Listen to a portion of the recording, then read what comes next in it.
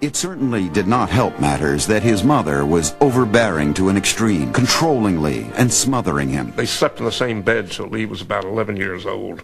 He's a lonely boy, extraordinarily lonely, read all the time. And I think it just had a devastating effect on Lee. His exposure, and without exception, she had to be the most significant person in his life. He couldn't get away from her fast enough. Lee rebelled by being demanding, aggressive, hard to control, at times violent.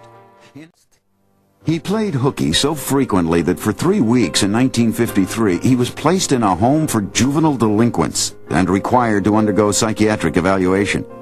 Counselors found the 14-year-old Lee to be withdrawn and emotionally disturbed. He had no friends. He spent most of his time by himself. He told me, I remember his saying to me that there was kind of a veil between him and other people, and he liked it like that. He didn't want anybody to pull aside the veil. Lee's sense of isolation only intensified as he grew older, aggravated by his mother's obsession with his sexuality.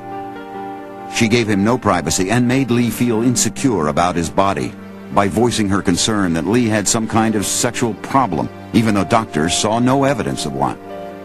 She said, well, had they looked down there?